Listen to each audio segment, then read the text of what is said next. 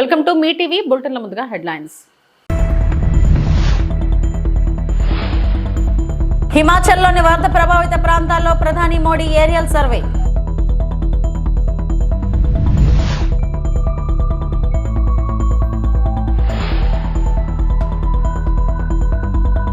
నేపాల్లో చిక్కుకున్న తెలుగు వారిని సురక్షితంగా తీసుకొస్తామన్న మంత్రి నారా లోకేష్.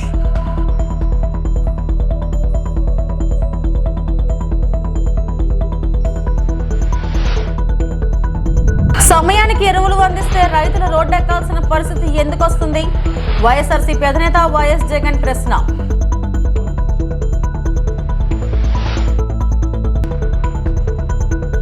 నేను లై డిటెక్టర్ టెస్టుకు సిద్ధం, రేవంత్ సిద్ధమా అని ప్రశ్నించిన కేటీఆర్.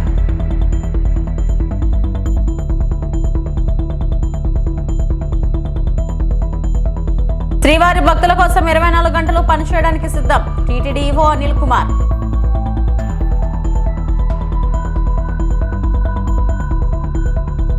హిమాచల్ ప్రదేశ్ లోని వరద ప్రభావిత కొండ చర్యలు విరిగిపడి నష్టం వాటిల్లిన ప్రాంతాలను ప్రధాని మోడీ పరిశీలించారు. హెలికాప్టర్లో పర్యటిస్తూ ఏరియల్ సర్వే నిర్వహించారు. వరదలతో అధికంగా నష్టపోయిన కాంగ్రెస్ ప్రాంతాన్ని మోడీ పరిశీలించారు. ముంపునకు గురైన ప్రాంతాల వివరాలను అధికారులను అడిగి తెలుసుకున్నారు. पंजाब के बाढ़ प्रभावित इलाकों का सर्वेक्षण कर रहे हैं प्रधानमंत्री नरेंद्र मोदी। पंजाब से पहले प्रधानमंत्री नरेंद्र मोदी ने हिमाचल प्रदेश के बाढ़ प्रभावित इलाकों का दौरा किया।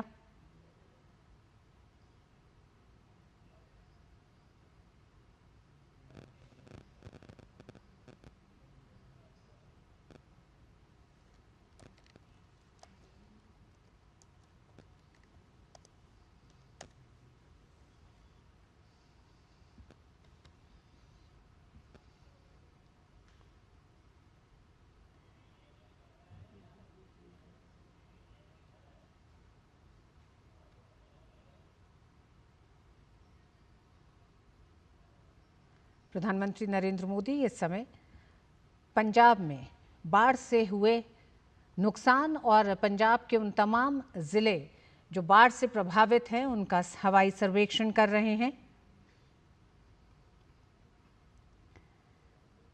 प्रधानमंत्री के इस दौरे से पहले पंजाब सरकार ने करीब 20,000 करोड़ रुपए के विशेष पैकेज की मांग भी की है।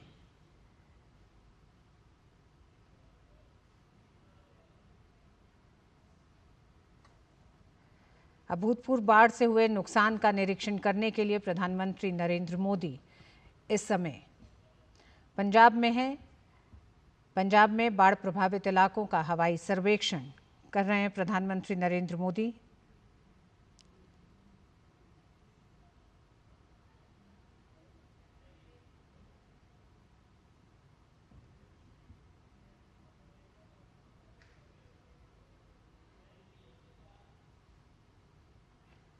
प्रधानमंत्री नरेंद्र मोदी बाढ़ प्रभावित क्षेत्रों के हवाई सर्वेक्षण के बाद गुरदासपुर में बाढ़ प्रभावित लोगों से मुलाकात करेंगे और उसके बाद एक समीक्षा बैठक में बाढ़ से हुए नुकसान की जानकारी लेंगे।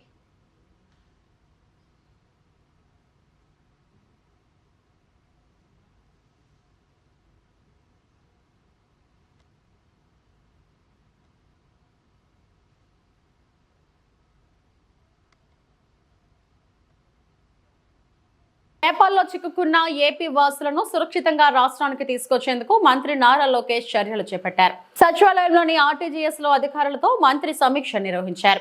నేపాల్లో చిక్కుకున్న తెలుగు ప్రజల సమాచారాన్ని అధికారులు లోకేష్ కు వివరించారు. పలువురు బాధితులతో మంత్రి వీడియో కాల్లో మాట్లాడారు. Even the buses are coming out. Now we asked everyone. Sir, we don't know how they are coming out. Sir, now how many people have come in total? Sir, how many people are there with you? That total is 5.81. There are 81 people. Now, what is the status of water and food for 81 people?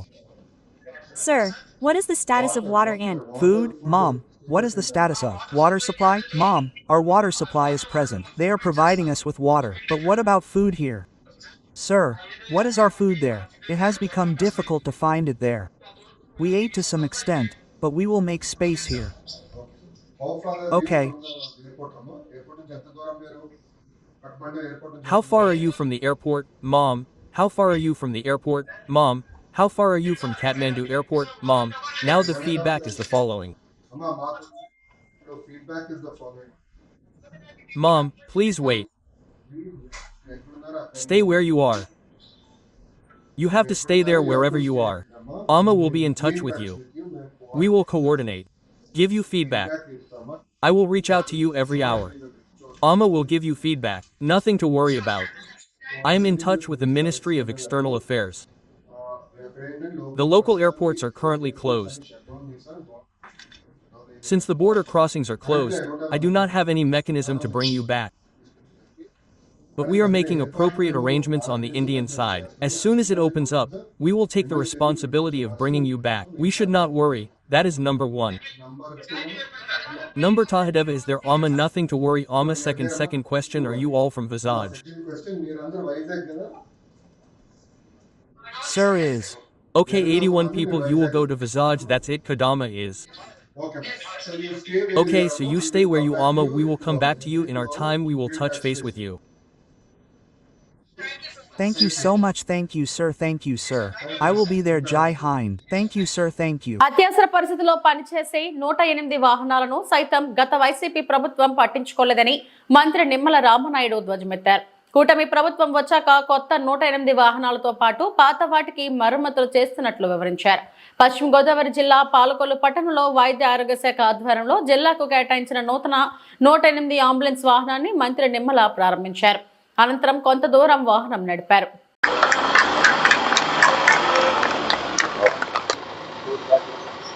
ఈ shed అది మార్చుకుని చేశారు.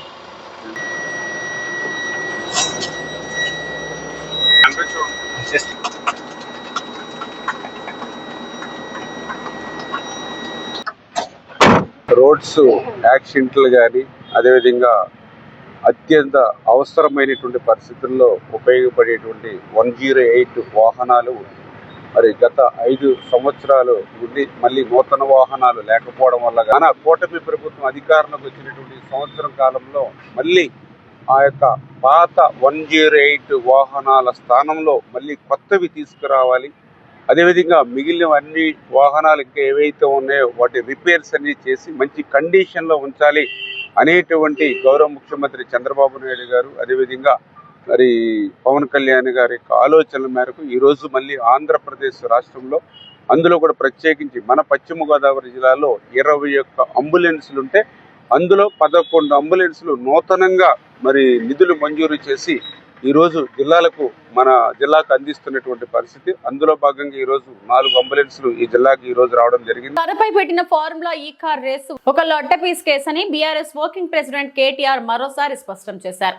Hyderabad image పెంచేందుకు ఆనాడు ఈ car race నిర్వహించామన్నారు. లొట్ట piece కేసులో ఎటువంటి charge అయినా వేసుకోమనండి, అందులో అవినీతే జరగలేదన్నారు.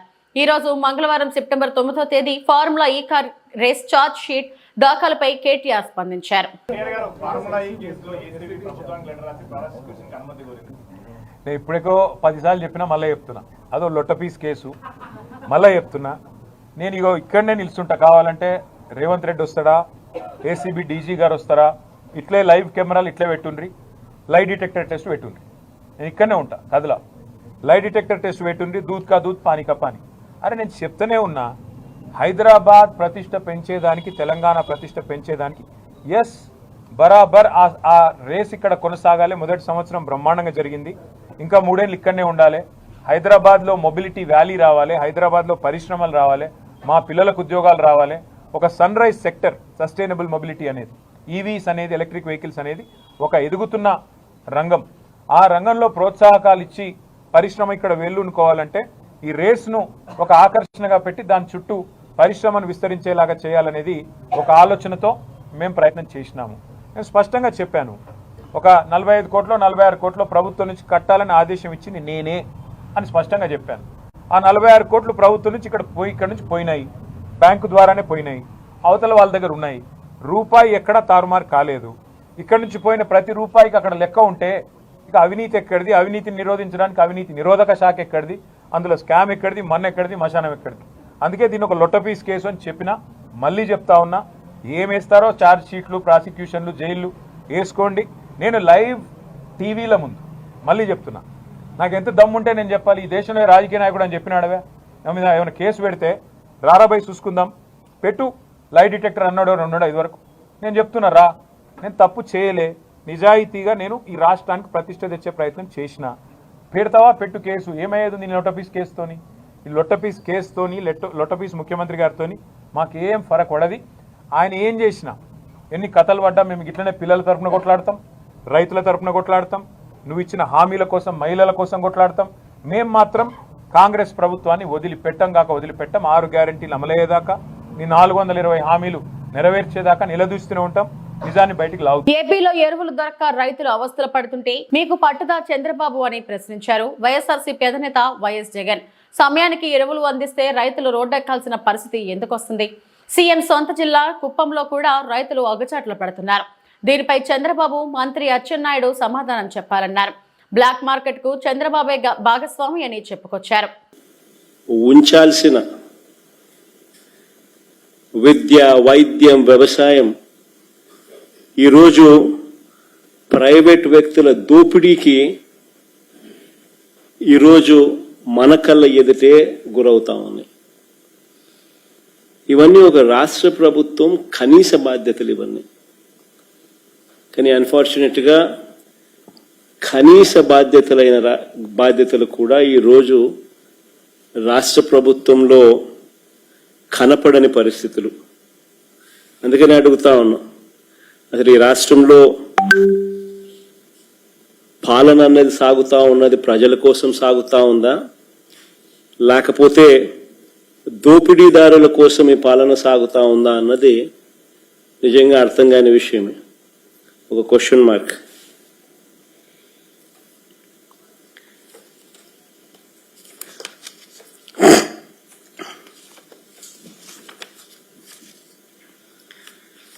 మొదటి టాపిక్ లేఖిక వెళ్తే, రైతులకు అందాల్సిన ఎరువులు బ్లాక్ మార్కెట్ చేస్తూ ఈరోజు స్కాములు కనిపిస్తా ఉన్నాయి.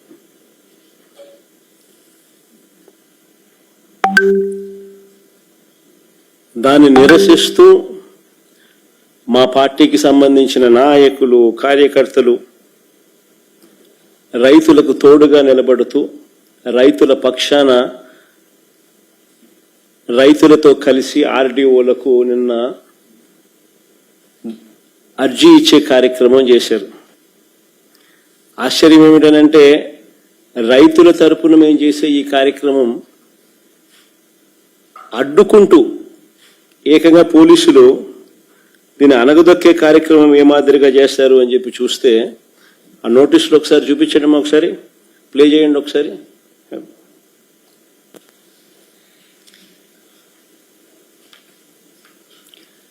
ఆ నోటీసులు ఒకసారి చూస్తే, రైతు నాయకులు, మా నాయకులు, కార్యకర్తలు ఇళ్లకు అర్ధరాత్రి పోలీసులను పంపి ఇంట్లో బెదిరించి ర్యాలీలకు వస్తే కేసులు పెడతామని చెప్పి ఏకంగా బెదరగొడుతూ నోటీసులు ఇచ్చారు.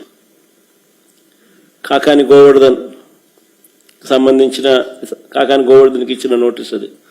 ఇంకా ముందుకు అమ్మ, ఇది కురసాల కన్నబాబు అన్నకి ఇచ్చిన నోటీస్ అది. ఈ పక్క లేళ్ళ అప్పిరెడ్డికి ఇచ్చిన నోటీసు, అంబటి రాంబాబుకి ఇచ్చిన నోటీసు, ఇంకా ఆ పక్క అనంత వెంకటరామరెడ్డికి ఇచ్చిన నోటీసులు.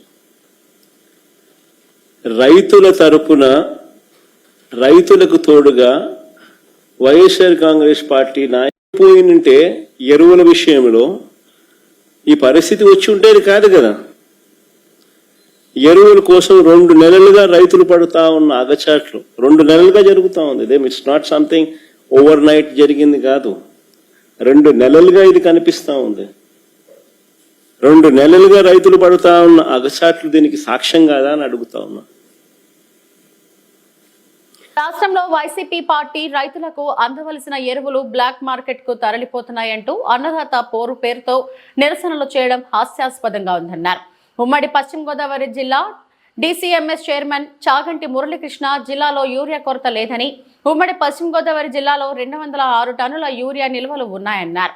కూటమి ప్రభుత్వం అమలు చేస్తున్న సూపర్ 6 పథకాలతో ప్రజలు తమను మరిచిపోతున్న ఉద్దేశంతోనే వైసీపీ పార్టీ తమ ఉనికిని కాపాడుకోవడం కోసమే అన్నదాత పోరు పేరుతో ఈ రోజు నిరసన కార్యక్రమం చేపట్టిందని, ఈ నిరసన కార్యక్రమంలో రైతులు ఎవరూ పాల్గొనకపోవడం కొసమెరుపని అన్నారు.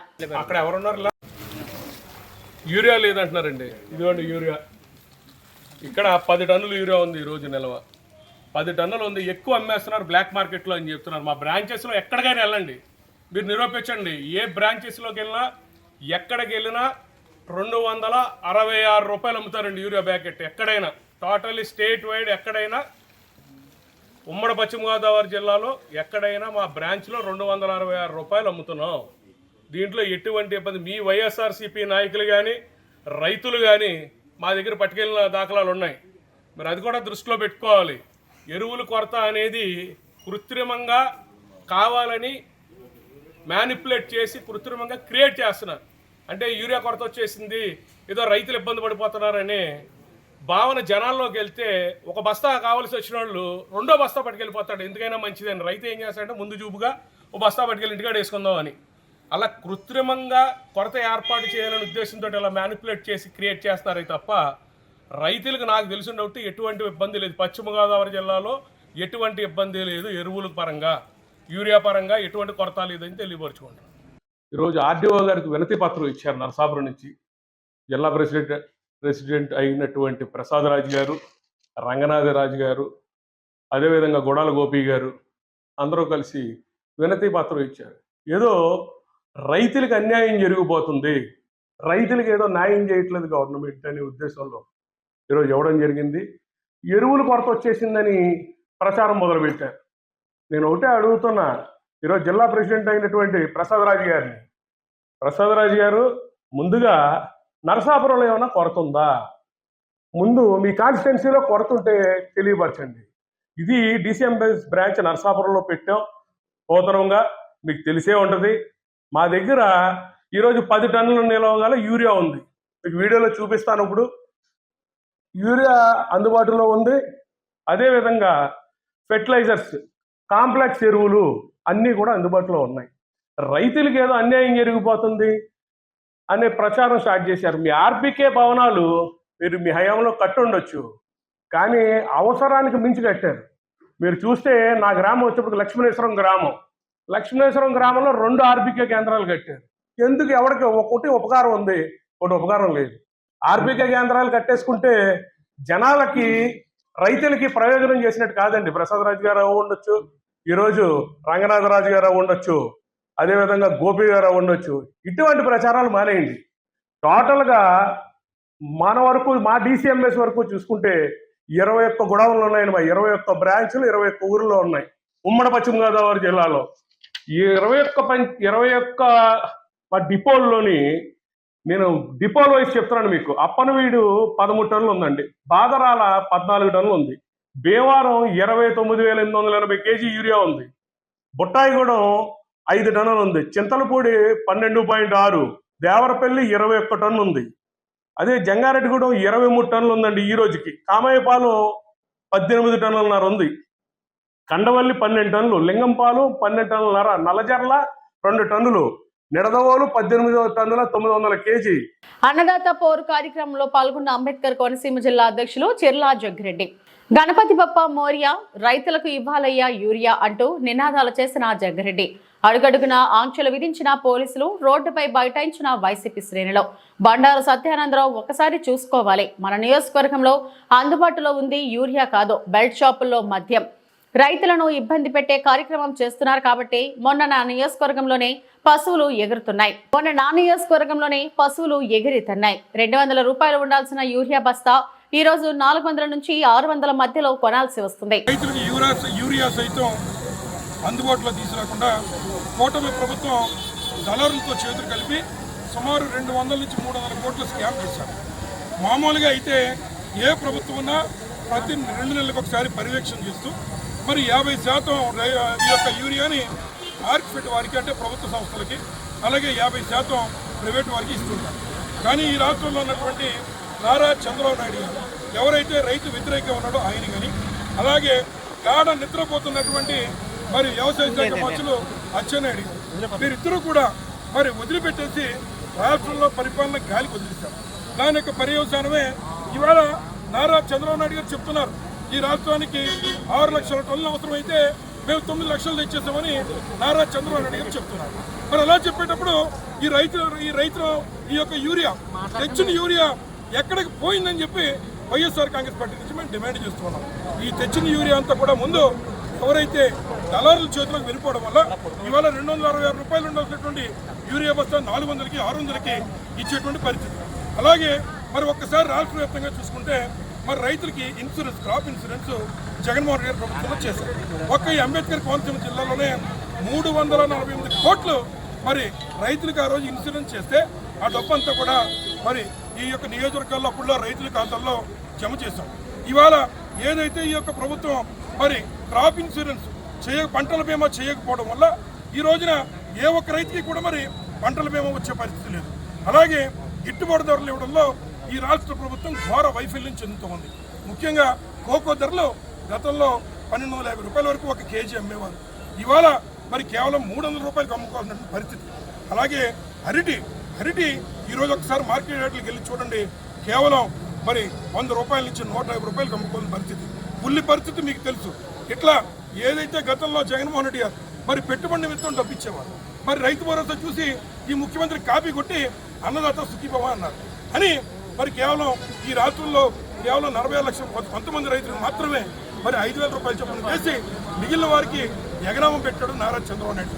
మరి రైతు సుఖీభవ అనేటువంటి మీరు తప్పుడుగా మాట్లాడితే మన నా నియోజకవర్గంలోనే మరి కూటమి నాయకులు సూపర్ 6 అంటే మరి పశువులు సైతం అర్చించకుండా ఎగిరి తన్నయ్యన విషయాన్ని ఈ సందర్భంగా మీకు వ్యక్తపరుస్తూ ఉన్నాం. అంచేత రైతుల్ని ఇబ్బంది పెట్టే కార్యక్రమాలు ఇప్పటికన్నా మాని ఏదైతే ఈ రాష్ట్రంలో ఇవాళ చెప్తూ ఉన్నా రైతుల పక్షాన జగన్మోహన్ రెడ్డి గారు ఒంటరి పోరాటం చేస్తున్నాడు. ఆయన పోరాటం చేసిన విషయాలకు మాత్రమే ఈరోజు ఈ కూటమి ప్రభుత్వం కొన్ని నిధులు వెచ్చిస్తూ ఉన్నారు. అందుకే రైతులకు అండగా టీటీడీ ఈవోగా అనిల్ కుమార్ సింఘాల్ బాధ్యతలు చేపట్టారు. అంతకుముందు ఆయన అలిపిరి మార్గంలో కాలినడకన తిరుమల చేరుకున్నారు. కుటుంబ సభ్యులతో కలిసి స్వామివారిని దర్శించుకున్నారు. అనంతరం ఆలయంలో ఈవోగా ప్రమాణం చేశారు. ఈ సందర్భంగా మీడియాతో మాట్లాడిన అనిల్ కుమార్ రెండోసారి అవకాశం కల్పించినందుకు సీఎం చంద్రబాబుకు కృతజ్ఞతలు తెలిపారు. కాలినడకన మార్గంలో వస్తున్నప్పుడు భక్తులు కొన్ని సమస్యలు దృష్టికి తెచ్చారని వాటి పరిష్కారానికి చర్యలు తీసుకుంటామన్నారు. తిరుమల పవిత్రతను కాపాడాలని చంద్రబాబు తనకు సూచించారన్నారు. శ్రీవారి భక్తులకు మెరుగైన సౌకర్యాలు అందించేందుకు 24 గంటలు పనిచేయడానికి సిద్ధంగా ఉన్నారన్నారు. ఇవాళ రెండోసారి టీటీడీ ఈవోగా బాధ్యత స్వీకరించడం నేను పూర్వజన్మ సుకృతంగా భావిస్తున్నా. గౌరవనీయులు ముఖ్యమంత్రి వర్యులు కూడా ఈ సందర్భంగా ధన్యవాదాలు తెలుపుకుంటా ఉన్నాను. స్వామివారి సేవ చేయడం, స్వామివారి భక్తులు సేవ చేయడం, ఎటువంటి అవకాశం లభించడం అది ఏ అధికారి అయినా చాలా గొప్పగా భావిస్తారు. అటువంటి పరిస్థితుల్లో మొట్టమొదటిసారి మే 2017 నుంచి అక్టోబర్ 2020 దాదాపు మూడు సంవత్సరాలు 5 నెలల పాటు అవకాశం స్వామివారు కల్పించారు. మరి 5 సంవత్సరాల తర్వాత రెండోసారి టీటీడీ ఈవోగా రావడం, మధ్యలో కూడా ప్రిన్సిపల్ సెక్రటరీ అండ్ గవర్నమెంట్స్గా టీటీడీ బోర్డు సభ్యునిగా కూడా పనిచేయడం జరిగింది. ఎంతోమంది టీటీడీ అధికారులు, అదేవిధంగా ఎంతోమంది భక్తులు గత కొంతకాలం నుంచి స్వామివారు మీకు టీటీడీ ఈవోగా మళ్ళీ అవకాశం కల్పిస్తే బాగుంటుందనేది కోరుకోవడం జరిగింది. వీళ్ళందరి ఆశీస్సుల వల్ల సాధ్యమైందనేది నేను భావిస్తూ ఉన్నాను. రెండోసారి రావడం వల్ల నా మీద కూడా బాధ్యత ఎంతైనా పెరిగింది. సంవత్సరాల నుంచి టీటీడీ భక్తుల కోసం ఎన్నో ఫెసిలిటీస్, సౌకర్యాలు ఏర్పాటు చేసుకోవడం, రకరకాల కార్యక్రమాలు తీసుకోవడం జరుగుతూ ఉంది. మనం ఎంత చేసినా మళ్ళీ స్కోప్ ఫర్ ఇంప్రూవ్మెంట్ ఉంటుంది. దాదాపు గత ఒక సంవత్సరం పై నుంచి ఉన్నటువంటి అధికారులు తిరుమల జయ గారి ద్వారంలో లడ్డూ ప్రసాదాలు క్వాలిటీ పెంచుకోవడం, అన్న ప్రసాదాలు క్వాలిటీ పెంచుకోవడం మనం అందరం చూసాం. ఇవాళ కూడా అలిపిరి మార్గం నుంచి వస్తూ ఉంటే చాలామంది భక్తులతో నేను ఇంటరాక్ట్ అయ్యేటప్పుడు అందరూ అన్నప్రసాదం, అదేవిధంగా లడ్డు ప్రసాదం క్వాలిటీ మీద సంతృప్తి వ్యక్తం చేశారు. ఇంకా కొన్ని సలహాలు సూచనలు ఇచ్చారనుకోండి, అవన్నీ పరిగణలోకి తీసుకొని మిగతా వస్తున్నటువంటి ఫీడ్బ్యాకు, డయల్ రియో కార్యక్రమము, IVRS సిస్టమ్స్ ఇవన్నీ వస్తున్నటువంటి ఫీడ్బ్యాక్ ఆధారంగా అధికారులందరితో కూడా సమావేశం ఏర్పాట్లు చేసుకొని బాగా ఆలోచించి అదేవిధంగా టీటీడీ బోర్డు ఇవన్నీ ఇష్యూస్ని కూడా బాగా లోతుగా పరిశీలించి నిర్ణయాలు ఎప్పటికెప్పుడు భక్తులకి ఇంకా మెరుగైన సేవలు అందించే దిశలో పని చేస్తామని చెప్పేసి ఈ సందర్భంగా హామీ ఇస్తూ ఉన్నాం. నిన్న గౌరవనీయులు ముఖ్యమంత్రి గారిని కూడా కలవడం జరిగింది. కొన్ని సలహాలు సూచనలు దిశానిర్దేశం చేశారు. ప్రత్యేకంగా మనం స్వామివారి దేవాలయం ఇక్కడ పవిత్రతని కాపాడుకుంటూనే భక్తుల కోసం ఇంకా ఏ విధంగా మనం టెక్నాలజీని ఉపయోగించి కానీ వేరే విధంగా కానీ ఏ విధంగా సామాన్య భక్తులకి న్యాయం చేయగలుగుతాము దాని మీద దృష్టి పెట్టాల్సిన అవసరం ఉందనేది తెలియజేశారు. అదేవిధంగా హిందూ ధర్మ ప్రచారం ఆ దిశలో కూడా టీటీడీ ఇంకా కృషి చేసుకోవాల్సిన అవసరం ఉందనేది కూడా గైడెన్స్ ఇచ్చారు. మిగతా రాష్ట్రాల్లో కూడా క్యాపిటల్ సిటీస్లో వీలైనంత వరకు అక్కడ ఉన్నటువంటి డోనర్ సహకారంతో వెంకటేశ్వర స్వామి వారి దేవాలయం నిర్మాణం చేసుకొని భక్తులు అందుబాటులో తీసుకువస్తే బాగుంటుంది. వెంకటేశ్వర స్వామి భక్తి తత్వంని మనం పెంచుకోవాల్సిన అవసరము అవకాశం దొరుకుతుంది. నాకు ఉన్నటువంటి స్వామివారితో అనుబంధం అదేవిధంగా దాదాపు 94 నుంచి నేను స్వామివారి దర్శనం రావడం జరుగుతుంది. ఈవుగా లేనప్పుడు కూడా చాలాసార్లు స్వామివారు అవకాశం కల్పించారు. సామాన్య భక్తుడిగా కూడా వచ్చి క్యూ లైన్లో కూడా దర్శనం చేసుకునే అవకాశం లభించింది. అదేవిధంగా అంతకుముందు ఈవుగా లేనప్పుడు కూడా ఒకరోజు గరుడ సేవలో కూడా నేను పాల్గొనే అవకాశం లభించింది. అప్పుడు జరుగుతున్నటువంటి కార్యక్రమాలు వస్తున్నటువంటి భక్తుల సేవల కోసం సలహాల సూచనలు ఇవ్వాల్సిందిగా స్వామివారి భక్తులు ఆంధ్ర రాష్ట్రమే కాకుండా దేశమంతా ఉన్నారు, ప్రపంచమంతా ఉన్నారు. వారందరూ కూడా మాకు సలహాలు సూచనలు ఇస్తే ఇంకా మెరుగైన సేవలు అందించే అవకాశం లభిస్తుందనేది నేను ఈ సందర్భంగా భావిస్తూ ఉన్నాను. రెండోసారి టీటీడీ ఈఓగా పనిచేసేటువంటి అవకాశం లభించడం తల్లిదండ్రులు పెద్దవాళ్ళ ఆశీస్సుల వల్ల సాధ్యమైందని నేను భావిస్తూ నాకు ఈ అవకాశం ఇచ్చినందుకు గౌరవ ముఖ్యమంత్రి వర్యులకి మరీ ఒకసారి ధన్యవాదాలు తెలుపుకుంటూ భక్తులు సౌకర్యాల కోసం వారికి సేవలు అందించడం కోసం 24 గంటల సేపు పనిచేయడానికి నేను సిద్ధము. బాగా కృషి చేసి వారికి మంచి సేవలు అందించాలనే ఉద్దేశంతో నేను పని చేసుకుంటానని చెప్పేసి ఈ సందర్భంగా హామీ ఇస్తూ ఓం నమో వెంకటేశ్వర. ఇవి ఇప్పటివరకు నా బులెటిన్ అప్డేట్స్. నమస్తే.